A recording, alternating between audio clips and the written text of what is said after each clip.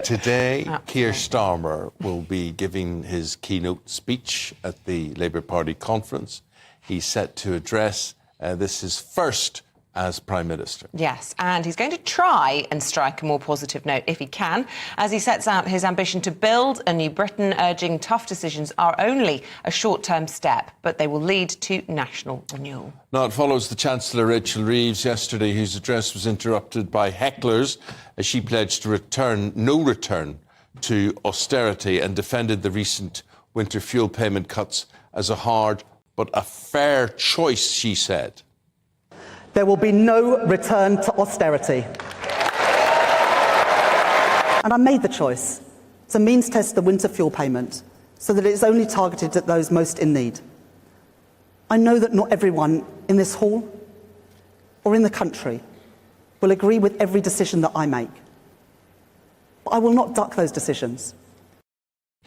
Also set to speak today is Home Secretary Yvette Cooper, as she announces a crackdown on crime. Live from Liverpool, our political correspondent Catherine Forster this morning. Catherine, good morning.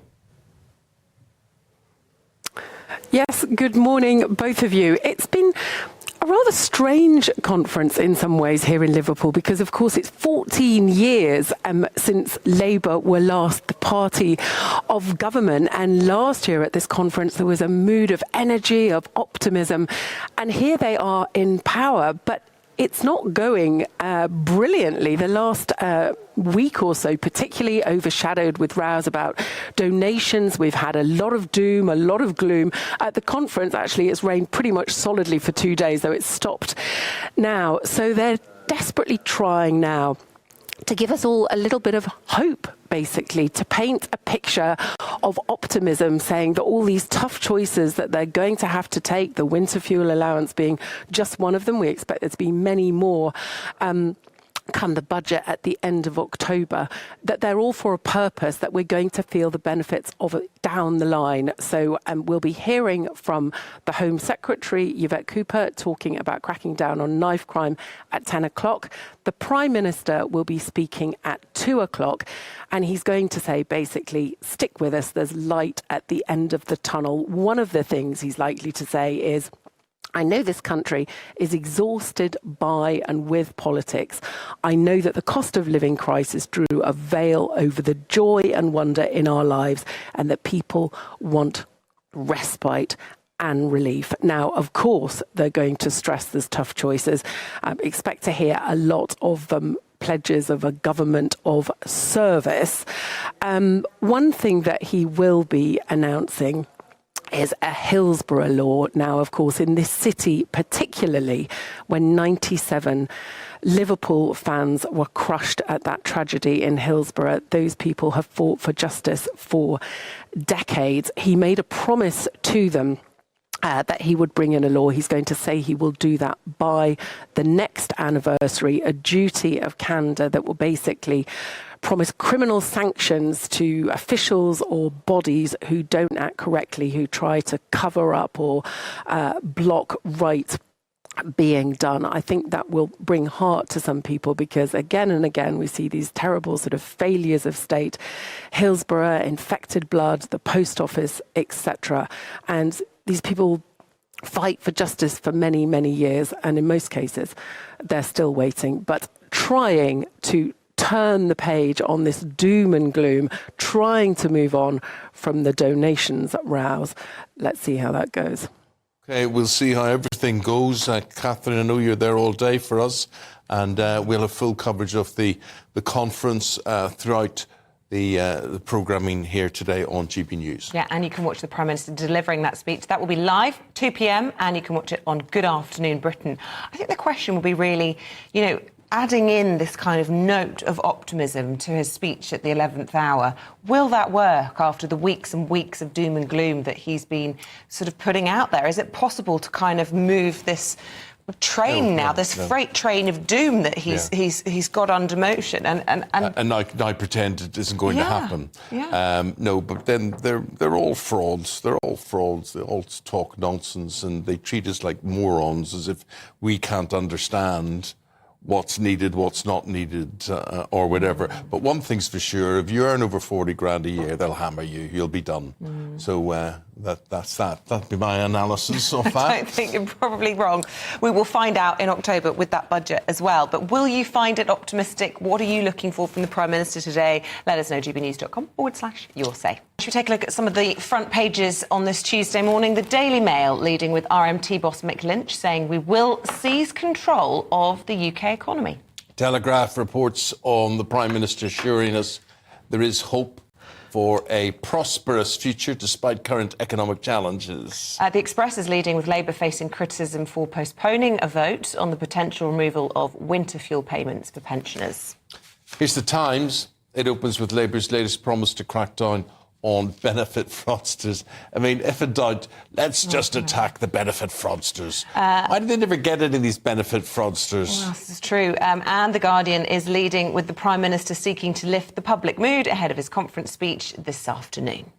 Well, honestly, it just makes me that benefit fraudsters thing. You just hear it every year. It's a bit similar to the people who are tax avoiders. Those are the two go-tos. We've got no other ideas. We'll go after those people who avoid paying tax and the benefit scroungers. Well, if we actually did that successfully, we'd have done that a long time ago. Yes. It was that easy. It's always one to pull out of the hat. Claire Muldoon is here with us this morning, and Theo Usherwood. Very nice to see you both. Thank you, you too. What do you make of them going for benefit fraudsters? Anybody got a view on that? Well, they need to raise some extra money, and they're thinking they can get £1.6 billion out of it by going after benefit fraudsters. And they're looking to go in. They're looking to give the Department of Work and Pensions the same rights as HMRC to go into people's bank accounts and to look and to get. Do you know what the problem with that is? They've got nobody working for that department or the tax department or all these places that they're going to get this money from, and they've suddenly realised they've got no staff to actually do it. Well, yes, we heard from Rachel Reeves yesterday that we're not going to have austerity 2.0, following on from, of course, Cameron and Osborne back in 2010, that she doesn't want, hinting more towards tax rises than spending cuts. But the government is trying to, it needs to find more money, and it needs to fill this £22 billion black hole that, of course, is disputed, but when it comes to the inheritance from the Conservative Party, and one of the ways that they're doing this. And I think there is a feeling also that if you look back to the election campaign, that actually Labour didn't necessarily put forward a plan when it came to welfare. And you listen to what the Conservatives were saying, and they were talking about, bringing in experts to decide whether you were fit to work rather than just leaving it to your GP. The fact that you had to find a job after 12 months, and that Labour didn't have they didn't have a similar plan. And I think what they're looking when we'll hear obviously from what Keir Starmer has to say later, but when you look at this particular idea, I think they're trying to fill that gap from their manifesto back before. It always gives the impression. It always makes me think, there'll be some scrounger in the street who's scratching himself, and he's out watching daytime TV, cleaning cars and whatever during the day, and he's claiming his income as well, benefit fraud. I don't believe it exists on the scale that they're talking about. I don't believe it does either. And I'll tell you something else. I think when the Conservatives tried to crack down on benefit fraud, the left were saying, oh, my goodness me, you're affecting the most vulnerable in society. You can't do that. Again, it's hypocrisy we're seeing from this current regime. Utter hypocrisy. But is this because Rachel Reeves yesterday, again, trying to paint herself almost a bit as a Margaret Thatcher, this Iron Lady, first saying we're not going to tax Chancellor. workers, so we're in this budget, they're looking at everyone else that they can, squeeze, whether that's pensioners, whether that's special education. No. If you earn any sort of decent salary, you're not regarded as a worker. That's the whole thing. You're not a hard-working family. You'll not be regarded as a hard-working person at all. But I don't think they know what a hard-working family is. I don't think they can identify. I mean, she was banging on yesterday about change. She said that they're the party for change. They're the party for the worker.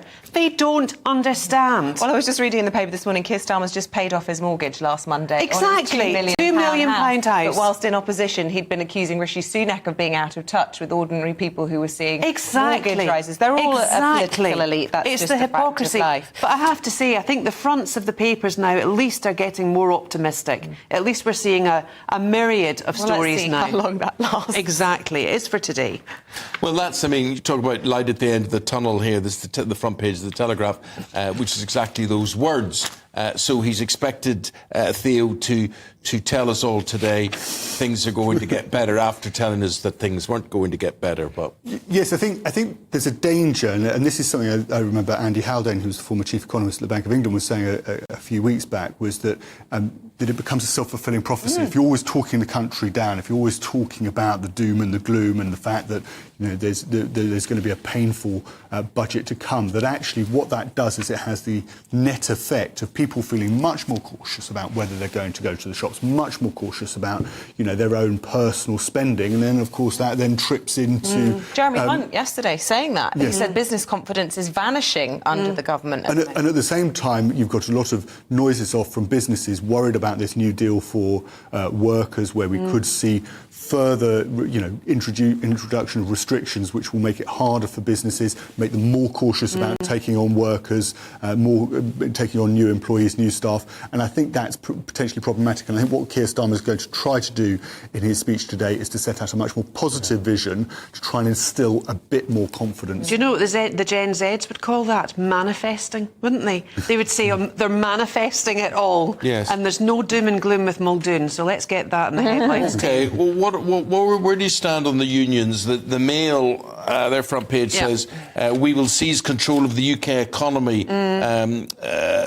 What do you think now of the new position the unions find themselves in? Well, they present in a very, very strong position. It's more like the government of Harold Wilson than Tony Blair, isn't it, at the moment? And Mick Lynch, of course he's going to say that, isn't he? It's almost as if he's manifesting now too. Next he'll be having an oat milk latte. But there's good things in this as well. I mean, I like the abolition of zero-hour contracts. I think they do no good at all to families. They do no good to society. You cannot build a family on a zero-hour contract. You cannot build society on a zero-hour contract. Fine for the students, not for parents, okay, especially. But they do have claws of steel into the government. I mean, yesterday as well, the optic for Rachel Reeves, the first female Chancellor of the Exchequer. I mean, has she not known what politics has been like before? They've had very powerful women in politics. But then she also said that we're going to crack down on this and we're going to do that. And I just think, really, I don't know what you think you can do. And then the nurses then, just after that speech, they've rejected the 5.5%. So I really think the optic is not good. I think the unions are too powerful. They're going to gain more power. Because it is a weak government. I think it was interesting that the vote was delayed yesterday on trying to reverse this winter fuel payments thing. Obviously non-binding, but a big embarrassment for Keir Starmer, who's obviously giving his speech today, if it had gone ahead yesterday. It's now going to happen when he's safely over in New York for the UN General Assembly. The fact that that was moved, though, goes to show that, yes, they are in bed with Labour. Of course the unions are. Yes. But actually they don't perhaps wield as much power as they are pretending, because they would have had that vote Why yesterday. is everybody so anti-union? I don't really understand this at all. It's not a good thing. I'm not saying I'm not anti-union. I'm saying but I don't think anyone is. The newspapers will come out and make it all anti-union. I mean, the unions are there for workers' power and workers' rights and the weak and the oppressed and. Exactly, which isn't always in national interest, though, because when you talk about pay disputes, you look at this black hole. You're great talking about the economy and the national interest. I'm trying to explain. Well, yeah, but that's the difference between the union and the Labour Party. That's the tension, isn't it? That they're supposed to be, doing things for the good of the country, whereas the modus operandi for a union is for the individual worker. And these two things aren't always. No, but also under this regime, they actually they'll kill small and medium businesses. They will. SMEs, small, medium enterprises. Who's going to kill those? The unions will, because they'll be nigh on impossible to get a decent workforce coming in. We've got other stories here saying that Gen Zs don't want to be managers. They've got the quietness. They don't want to, bring their conscious unbossing. I was reading this morning. But and I don't think unions governments will are very help good that. at killing small and medium businesses with bureaucracy and tax. Well, we're looking at what the proposals are from Andrew Gwynn, the Public Health Minister, when it comes to pubs, small and medium businesses. And you know, there were 18 pubs a week closed last year, and now they're looking at potentially restricting hours. I think there is a recognition, and just from Wes Streeting previously, because I know they're also looking at banning the smoking in pub gardens and restaurants. And he seemed to be striking a note of caution a few weeks ago when he talked about a national conversation when it comes to that particular aspect of banning smoking in outdoor spaces. Tell us more about this, Theo, because this is the front page of the Telegraph as well, and they're saying that pubs could be forced to close doors early under measures to target harmful drinking. Now, you're right, the big report yesterday about the taxation on pubs and the amount of pubs, 60 a month or whatever, closing down, absolutely horrendous. How's this going to help that situation? So this is, from the story that's appeared today, this is coming from Chris Whitty, who's the Chief Medical Officer advising the government, and he's saying that at the moment the NHS is dealing with 40% of its output is dealing with preventable diseases. That could go up to 60%. So we're going to see a huge drive from this government as part of the NHS reforms to get a handle on diseases that could be prevented, things like heart disease, so that people don't end up in hospital and they deal with it outside. And that's going to mean restrictions, and this is what Andrew Gwynn's saying, on pubs, so we spend less time drinking. It's a really interesting talking point, and I sort of put it out to the audience this morning, because we're now accepting, aren't we, that smoking as society, kind of most people say smoking's bad for you, and it's probably less commonplace. We're certainly seeing a generation of youngsters, admittedly all vaping, but smoking's on its way out, really. People are a bit more reticent to give up drinking, in my experience. I don't know what you think, but people don't want to be told that it's bad for them. Are they getting the evils of drink from pubs? Or it's what they do themselves, going to the off-licence and drinking at home and whatever. I suspect that pubs are not the biggest problem. They're not. And there's also a huge community aspect to pubs. You know, people go to pubs, they bring people together, and it's not. You know, most pubs now serve food, and they are a place where you can actually meet people in person. Yeah. No, which is a great thing. Yes, rather than Zoom. Absolutely.